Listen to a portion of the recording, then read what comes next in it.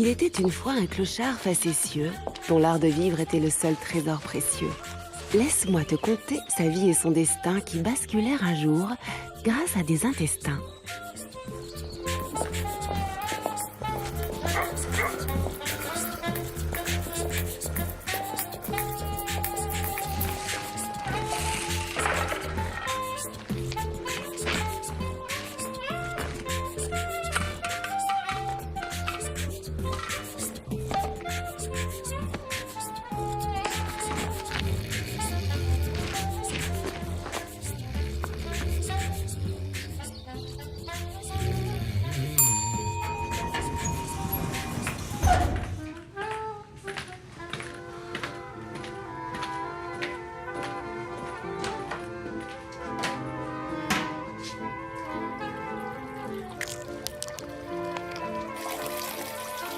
Émile était charmant, mais souffrait d'un besoin. Épier avec ferveur les dames au petit coin.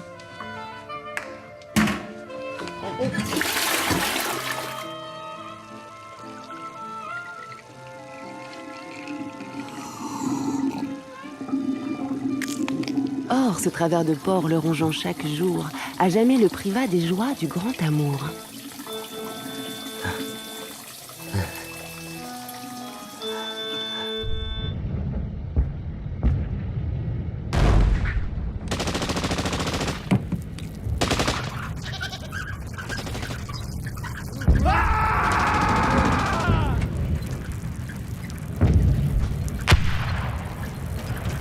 Pour le baroud aussi, le mal était trop fort. L'étrangère légion ne fit aucun effort. Très vite mis au banc de notre société, Émile préféra les bancs de la cité. Oh, j'ai joui. Mais par la main de Dieu retrouvant son honneur, il comprit que ce lieu donnait droit au bonheur. Faisant de sa survie un acte de noblesse, il attendit ravi ces dames et leurs fesses. Ainsi allait la vie d'Émile le clochard, jusqu'à ce jour béni qu'un destin revanchard décida de marquer du sceau de la justice en rendant dignité au prince de la Pisse.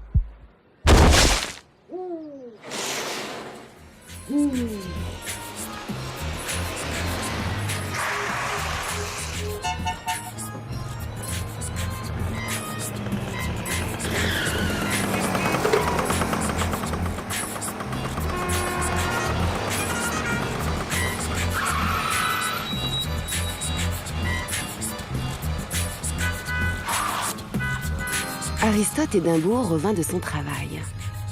Notable redouté, pur produit du sérail. Très rusé en affaires et sûr de son argent, il accable et spolie la plupart de ses gens. Ah! Firmin, accélérez. Je vais tout envoyer. Si vous en dites un mot, vous serez renvoyé. Mon très cher, hâtez-vous, nous sommes invités. Pas question de rater le bal de charité.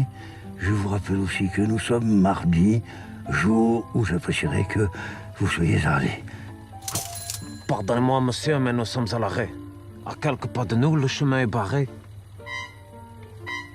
Si monsieur Édimbourg n'y voit le déshonneur, il peut discrètement soulager ses douleurs, en côtoyant, hélas, l'univers des sadiques, hein. Car je distingue là des toilettes publiques, hein.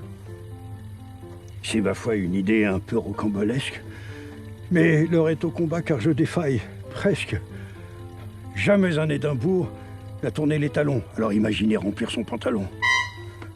Je préfère affronter ce vilain rondouillard que monter sur maman après un bon billard. Dites-lui que je close un dossier très urgent, un client qatari, des containers d'argent, que je lui fais signer le contrat illico et que je rentrerai avec notre hélico. Monsieur ne craint-il pas que ce clochard l'agresse? N'aurais-je point d'ennui si cet affreux le blesse? Oh, Firmin, mon bon Firmin, cette attention me touche. Hâtez-vous à présent, ne soyons pas farouches. Chapeau, canne et foulard, Édimbourg est crispé. distillant malgré lui farandole de paix.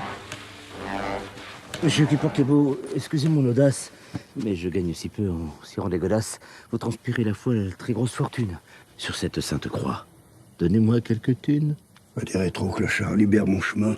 Penses-tu m'attendrir en me tendant la main? J'en crois pas mes yeux. Faut-il que tu sois sourd? Je préfère mourir que te donner le sou.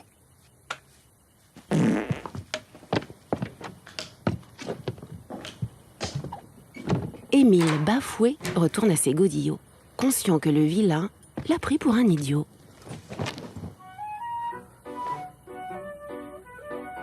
Enfin seul, Édimbourg réalise son rêve. Il lit comme un voyou les appels à la grève. Les rimes insoupçonnées, les instincts écœurants, les textes sulfureux indignes de son rang. Délaissant du regard les auteurs et leur prose, force est de constater qu'un problème se pose. L'hygiénique papier semble faire défaut, et la chasse cassée fuit bien plus qu'il n'en faut. Horrifié, Aristote Édimbourg se fige de stupeur. Les plaisirs interdits remplacés par la peur. Alors comme en duel, ses consciences s'affrontent, la mauvaise d'abord lui propose une honte. Aristote, mon pote, cesse de pleurnicher. Avise le beau plan que je t'ai déniché. Sers-toi de tes billets pour torcher ton honneur, quitte à les sacrifier. L'argent n'a pas d'odeur. Édimbourg, gros ballot, oublie la tentation. Si tu veux te grandir, choisis la compassion. Rappelle ce clochard que tu as humilié. Avec quelques bons mots, deviens-lui familier. Passe outre le dégoût que t'inspire ce rat. Ainsi, reconnaissant, notre homme t'aidera.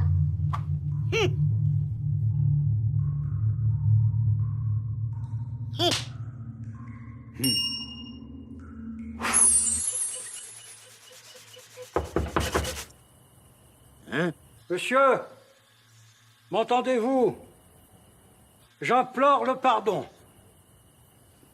Je fais toute l'année des centaines de dons. Mais là, j'étais bloqué par un mal absolu. Si je vous ai heurté, je ne l'ai pas voulu. Sans comprendre pourquoi, j'ai un élan du cœur. Je vous prie d'excuser mon cynisme moqueur. Je tiens absolument à réparer mes torts. La pitié m'envahit et le remords me tord. Soyez sûr que mes mots ne sont pas calculés ou que ma seule idée soit de vous acculer. Accu quoi? Comme vous êtes moche, vous avez l'intention de vous taper la cloche? Grand Dieu, non, mon ami. Quelle idée saugrenue. Je préfère la mort au choix de vous voir nu. Ce vilain quiproquo n'est pas de votre fait. J'aurais dû être clair et parler sans effet. L'absence de papier me cause du tourment. Je fais de vous un roi. Je vous en fais serment.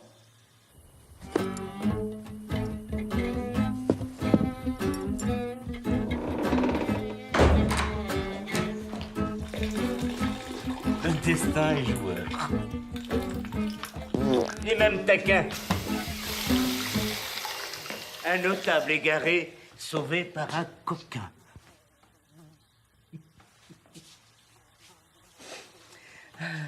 A-t-on vu plus piquant comme situation? Dieu me sera témoin de cette bonne action. Je tiens à préciser notre contrat moral, qui n'étant pas écrit, restera donc oral. Vous allez me donner vos billets alignés, codes et cartes bleues, et le chéquier signé. Et pour être bien sûr que porte la leçon, vous me donnerez tout, excepté vos caleçons. En retour, monseigneur, vous aurez du papier et l'immense plaisir de repartir à pied. Aristote Édimbourg est au bout du rouleau. Épuisé, humilié, il se met au boulot. Se déleste de tout ce qui fait sa splendeur, finissant moitié nu, révélant ses rondeurs. Tassé sur les WC, il perd de la hauteur, puis il attend transi les feuillets salvateurs. Le clochard, triomphant, s'acquitte de son dû et glisse, sans remords, le trésor attendu.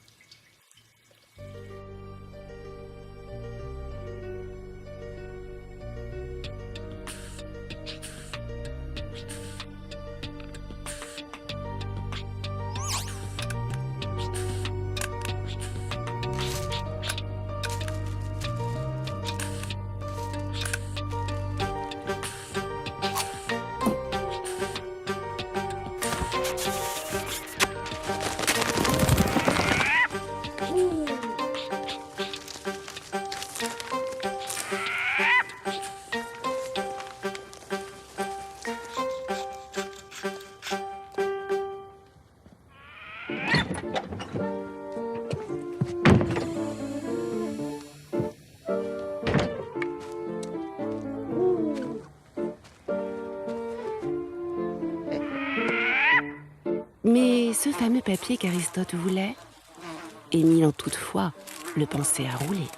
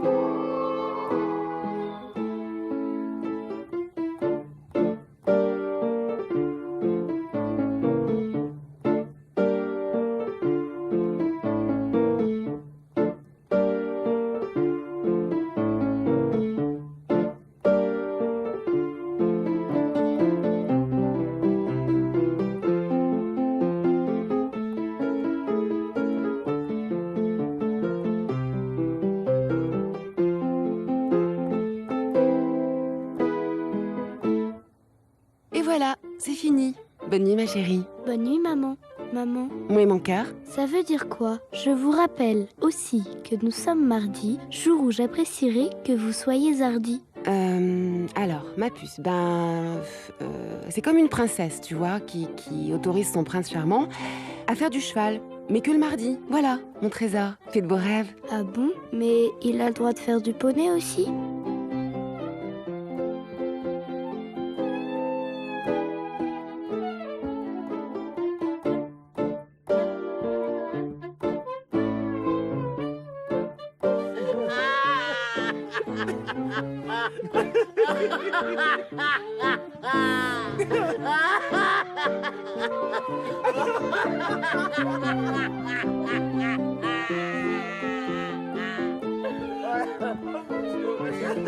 Appelez Samu. Je sais comment.